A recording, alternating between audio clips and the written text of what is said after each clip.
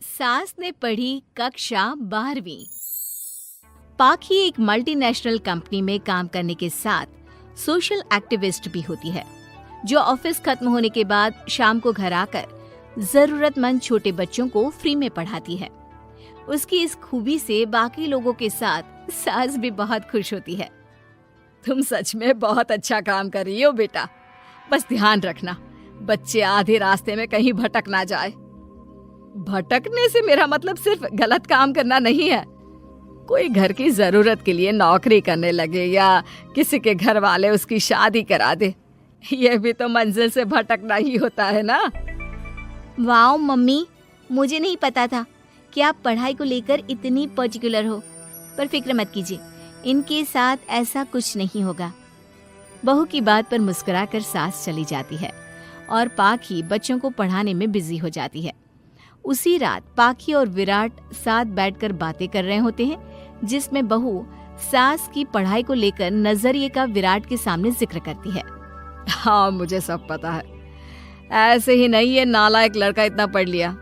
वो मम्मी ही तो है जिन्होंने बचपन से खाना खाया या नहीं से ज्यादा पढ़ाई की या नहीं पूछ पूछ कर मुझे इतना पढ़ने पर मजबूर कर दिया। वो हमेशा मुझे पढ़ाई और सेल्फ इंडिपेंडेंट होने की इम्पोर्टेंस याद दिलाती रही।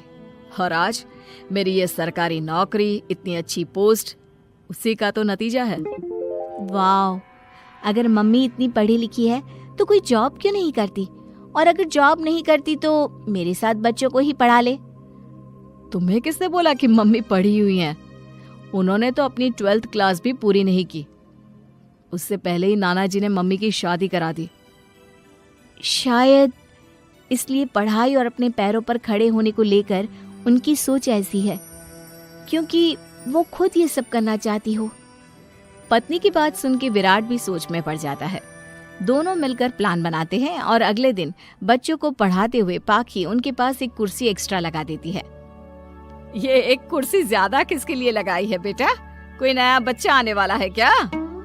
हाँ जी, आज से मेरी एक नई बच्ची मेरे पास, यानी कि मेरी सास, दोबारा पढ़ाई शुरू करने वाली है। अरे क्या पागल जैसी बात कर रही है? भला ये भी मेरी कोई उम्र है बच्चों के बीच बैठकर पढ़ने की? तू बस ना इनके भविष्य पर ध्यान दे, मुझ पर नहीं। मम्मी, सीखने की कोई उम्र नहीं होती, बस इच्छा होती है। और मुझे पता है कि आपके अंदर वो इच्छा आज भी जिंदा है। अरे तू बस अपने काम और इन बच्चों पर ध्यान दे। यहाँ बस सबको बोलने से मतलब है, किसी को नहीं सोचना। अगर बात बाहर निकली तो समाज क्या सोचेगा और परिवार का कितना नाम बदनाम होगा। मम्मी, आपने पापा और इस परिवार के बारे में बहुत सोच लिया। सबकी खुशियों के लिए अपने सपने बहुत कुर्बान कर दिए। अब ये वक्त अपने पर ध्यान देने का है। और जिस समाज की आप बात कर रही हो ना, उसकी तो आदत है हर कामयाब होते इंसान पर पत्थर मारने की। बेटी को भी बहू का साथ देते देख सास गुस्से में अपना सर पकड़कर बड़बड़ाते हुए वहां से चली जाती है। ये स्टूडेंट थोड़ी जिद्दी है, पर इन्हें मैंने 12th क्लास पास नहीं कराई तो मैं भी अपनी सास की बहू नहीं। ये देखने में तो मजा ही आ जाएगा। इसी के साथ पति पत्नी मिलकर सास को पढ़ाने के मिशन पर लग जाते हैं, लेकिन सास उनकी हर कोशिश को नाकाम कर देती है। एक शाम विराट अपनी मम्मी के लिए 12th क्लास की बुक्स लेकर आता है, जिन्हें देखकर इस बार सास का गुस्सा उन दोनों पर मानो फूट ही पड़ता है।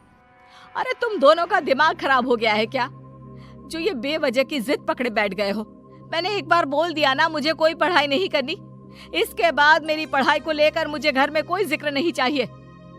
पोता पोती पकड़ने की उम्र में किताबें पकड़ूंगी तो अच्छी लगूंगी क्या? अरे परिवार का मजाक बन जाएगा। मम्मी, पोते पोती आप पढ़ने के बाद भी तो खिला सकती हो। और रही मजाक बनाने वाले लोगों की बात, तो उनके पास खुद का कोई सपना होता नहीं, इसलिए दूसरों की उड़ान रोकने की कोशिश करते रहते हैं। बस एक बार माँ, आप कोशिश तो करो। अगर अच्छा नहीं लगा तो हम दोबारा कभी नहीं बोलेंगे। बेटे की बात सुनकर माँ सोच में पड़ जाती है और ये सोचती है कि थोड़े दिन पढ़ लेती हूँ और उसके बाद पढ़ने में अच्छा नहीं लग रहा ये बोलकर मना कर दूंगी। ऐसी प्लानिंग बनाकर वो पढ़ने के लिए तैयार हो जाती है। मौके का फायदा उठाकर तुरंत वे लोग सास का ओपन से 12th में एडमिशन करा देते हैं। मम्मी, आज से आपकी सारी जिम्मेदारी मेरी। अब तो आपका नाम टॉपर के लिस्ट में आने से कोई नहीं रोक सकता। ये मेरे सीधे बच्चे, इन्हें अंदाजा भी नहीं कि माँ का प्लान क्या है। पाखी सास को पढ़ाना शुरू करती है। दिन बीतते हैं जिसमें धीरे धीरे सास भी कंफर्टेबल होने लगती है, लेकिन फिर पाखी एक सब्जेक्ट पढ़ने के लिए ट्यूशन जाने का सजेशन देती है, जिस पर बहुत गुस्सा, ड्रामा करने और पाखी के लाख बार मनाने के बाद एक बार फिर सास तैयार हो जाती है। थैंक यू मम्मी, आपको नहीं पता कि आपका 12th क्लास पढ़ना हम दोनों के लिए कितना ज़रूरी है। अब ये सिर्फ आपका नहीं, हमारा सपना भी बन गया है। बहू की बात सुनकर सास अपने प्लान को लेकर सोच में पड़ जाती है।